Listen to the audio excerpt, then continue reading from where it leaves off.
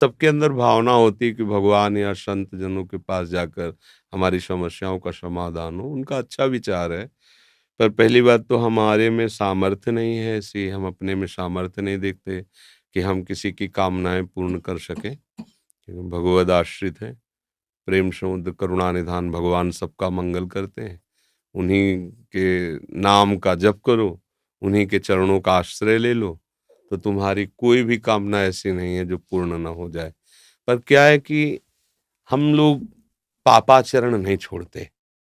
जैसे लोग कहते हैं ना कि भई हमने देखा नाम जप करके 10-5 दिन या कुछ हमारी कामना पूर्ण नहीं हुई। नाम जप तो आप थोड़ा करें, इसके बाद जो पापाचरण कर रहे हैं, जो गलत किसी भी कामना की पूर्ति के लिए अगर राक्षसों ने भी अनुष्ठान किया तो आप पढ़ के देख लो। सब असत आचरणों का त्याग करके ऋषि मुनियों की तरह उन्होंने साधना की, मंत्र सिद्ध किया, फिर वो राक्षसी में उतर गए, पर साधना की है उन्होंने। अब किसी भी कामना की पूर्ति के लिए सेव संतरा दान करने से थोड़ी कामना की पूर्ति हो जाएगी। कि आप सोचो 10-5 हज़ार लाखों में बेईमानी कर रहे हैं, 10-5 हज़ार बाबा जी को दे दे, सेव संतरा दे दे, वो हमारी कामना की पूर्ति कर दे। मेरी समझ के बाहर। इसलिए हम इन प्रश्नों के लिए कहते, बकाया सबके प्रश्नों का समाधान है। निश्चित, यदि आप सही आचरण अपने कर लो, क्योंकि तुम्हारे दुःख का कारण तुम्हारे बुरे आचरण हैं, पुराने, और अभी तुम नए बुरे आचरण कर रहे हो, तो अब थोड़ा भी सुकृत करोगे, तो बुरे आचरण फन काढ़ करके खड़े हो जाएँगे तुम्हारे नाश के लिए, क्योंकि वो नष्ट नहीं होना चाहेंगे, तुम्हें दंड देंगे, तो तुम्हारे सुकृत से अश्रद्धा कर देंगे, संतों से अश्रद्धा कर देंगे, भजन में अरुचि पैदा कर देंगे और वो फिर आक्रमण करेंगे। और वो जब तक अशुचि कर्म तुम्हारे हैं, तब तक तुम्हें वो सुखी नहीं होने देंगे। अगर नौकरी भी लग गई है, फैक्ट्री भी चल रही है, तो ऐसी बाधा खड़े करेंगे और टेंशन मुक्त नहीं हो सकते। तब लगी कुशल न जीव को सपने मन विश्राम, जब लगी भजत न राम को शोक धाम तज काम। पक्का सिद्धांत है। आप सब अपने आचरण सुधार लो, खान पान सुधार लो, और अगर थोड़ा भी रामकृष्ण हरि जपोगे तो तुम्हारा मंगल हो जाएगा। कौन ऐसा काम है जो भगवान की कृपा से ना हो जाए? पर हम भगवान की कृपा का आदर कहाँ करते हैं? मनमानी हम विषय भोगें, गंदे आचरण करें, और कुछ बिहारी जी या किसी संत को हम दे के अपना काम बनाना चाहें, तो यहाँ घूस नहीं चलती। अगर तुम्हें अपनी कामना की पूर्ति करनी, तो पहले आचरणों को सँभालो आप। आप अपने आचरणों को ठीक करो, जो मूल बात है। ऊपर पेंट पोतने से कुछ नहीं होगा, नीचे नींव मजबूत नहीं, पूरा ढह जाएगा। अभी वर्तमान की कोई भी सेवा, कोई भी दान पुण्य आपका एक कर्म हुआ ना, तो आपके हज़ारों ऐसे कर्म जो आपका नाश करने के लिए तैयार हैं। अब अगर आपको कोई बचा सकता है, तो जो उनको माफ़ कर सकता है, वही बचा सकता है। वो केवल भगवान श्री हरि है। इसीलिए संतों की बात जल्दी समझ में नहीं आती। आप ये करो, ये दान करो, ये पुण्य करो, तुम्हारा काम हो जाएगा, तुम कर दो। नहीं होगा, करके देख लो। क्यों? क्योंकि वो जो तुम दान पुण्य कर रहे हो, ये इतना बड़ा है और तुम्हारे पहाड़ जैसे पाप जमा हो, तुम्हें सुखी कैसे होने देंगे? तब तुम्हें अश्रद्धा हो जाएगी कि ये, तो इसलिए मूल बात है, कोई भी ऐसी बात नहीं जो हमारे भगवान पूर्ण ना कर सके। पर आपको नियम से चलना होगा। आप शराब पियो, मुर्गा बकरा खाओ, व्यभिचार करो पाए माई माई बहन से, चोरी करो, हिंसा करो, और आप सोचो उससे कुछ हम धन दान करके या कोई हमारी कोई कामना की पूर्ति करने में समर्थ नहीं भगवान के सिवा। तुम चाहे जितने पातकी हो, भगवान का आश्रय ले लो। जिनका चरण धुवन गंगा जी हैं, जिनके चरणों का चिंतन कर कर बड़े-बड़े महात्मा हो गए, उन्हीं से तुम्हारा मंगल होगा, और कहीं मंगल हो जाए ऐसी हमारी भावना नहीं है। क्योंकि संत भगवान के ही यश का गान करते हैं। उन्हीं के नाम के प्रभाव से किसी में कुछ भी जो दिव्यता आती है, वो उन्हीं से आती है। तो अगर आपको संतों के पास जाने का लाभ लेना है, तो श्री हरि की शरण में हो जाओ अंदर से। बुरे आचरण बंद कर दो और नाम जप करो, जो चाहोगे प्राप्त हो जाएगा। पक्की बात है, अगर ये नहीं, तो फिर बात है। नाम जप शुरू करोगे तो पहले नाम जप उनको मारेगा, उन कर्मों को, जो तुमने पूर्व में किए हैं, तुम्हें दुःख देने के लिए तैयार हैं वर्तमान में, उनको वो नष्ट करेगा। इसीलिए समय लगता है। अब आदमी सोचता है कि यार इतने दिन से माला जप रहा हूँ, कोई लाभ तो मिला नहीं। वो लाभ हो रहा है, तुम्हारे दुःखों का नाश हो रहा है, अशुभों का नाश हो रहा है। जिस दिन उनको मिटा दिया, तो फिर जो आनंद मिलेगा, वो जीवन कृतार्थ। एक-एक चावल के लिए तरसते थे सुदामा जी। लेकिन धर्म भ्रष्ट नहीं हुए। घर में आते, पत्नी कहती हम तुम तो भूखे रह सकते हैं, छोटे-छोटे बच्चे। बोले हमारा धर्म है। हम अपने धर्म का पालन करते, 5 घरों में घूम आते, नहीं मिलता क्या करें? जैसे हरि रखें वैसे तुलसी दल और चरणामृत से। तो जैसी द्वारिकापुरी थी वैसी ठाकुर ने खड़ी कर दी सुदामापुरी। थोड़ा इंतज़ार करें, धर्म से चलें।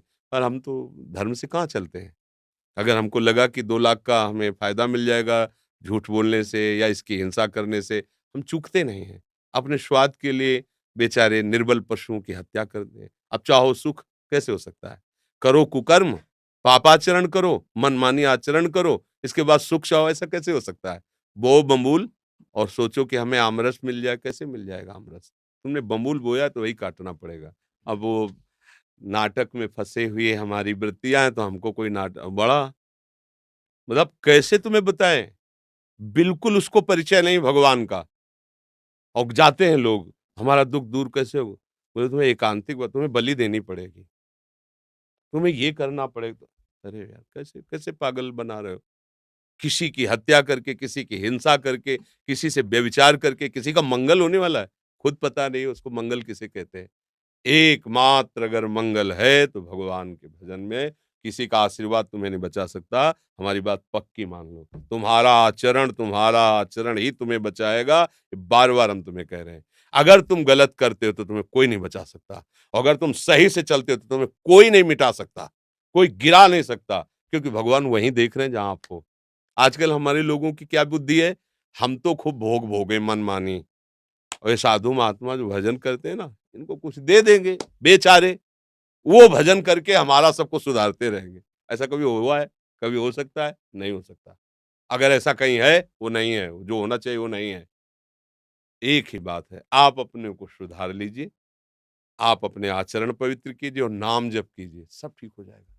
समय लगेगा, पर जब दीपक की तरह जलोगे, कुल परंपरा तक चलते रहोगे और एकदम हाइलोजन की तरफ फ्यूज हो जाओगे।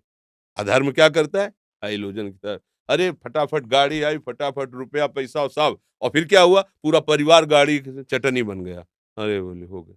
ये अधर्म है। ऐसे ऊपर ले जाएगा तो आपको लगेगा बहुत ऊंचाई पे नहीं, ऊपर से छत से फेंके जाओगे तुम ऊंचाई से। और धर्म से चल रहा है ना, हो सकता है कि उसको घी लगाने को ना मिले रोटी में, लेकिन उसके बच्चे स्वस्थ होंगे।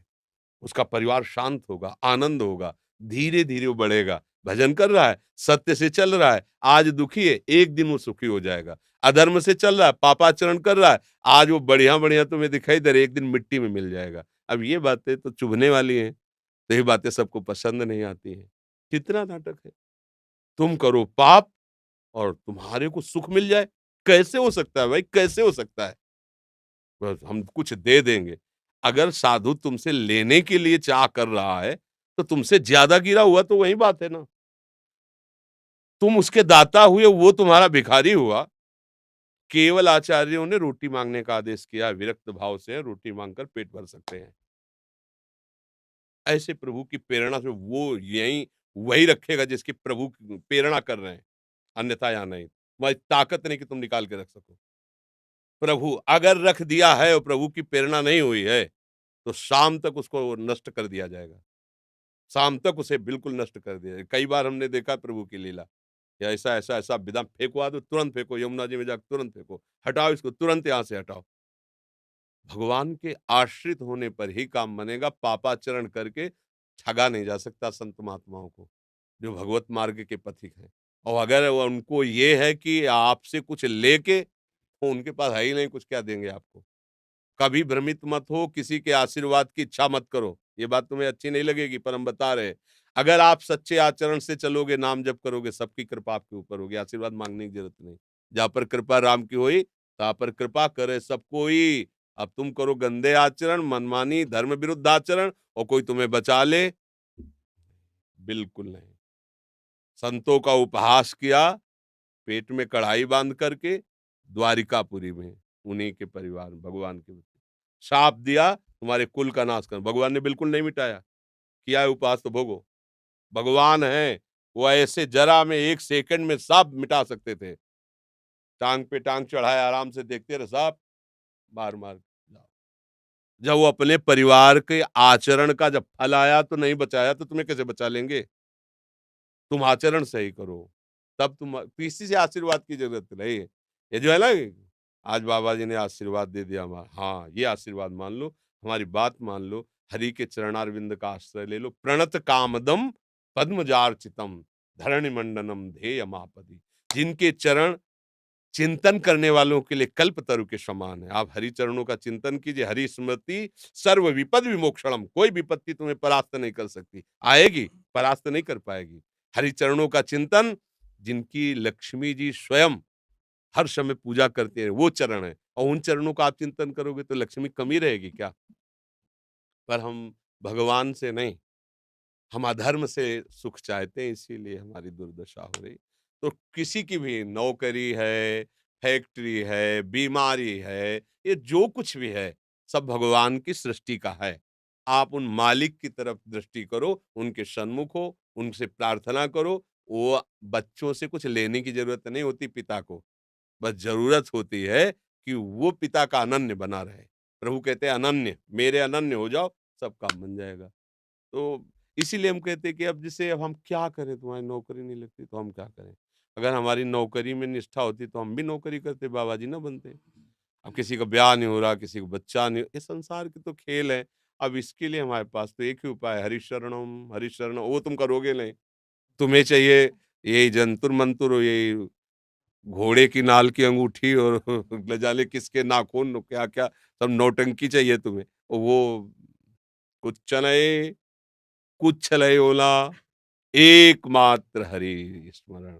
विनिश्चितम बदामि ते नान्यथा वचांस में हरिम भजन्ते नरा भवसागर तरंते। हरि भजे सब बढ़िया, हरि न भजे कुछ तुम्हें कोई नहीं बचा पाएगा। संकट तुम्हें, पाप तुम्हें नष्ट कर देंगे। इसलिए भगवान सर्वसमर्थ है।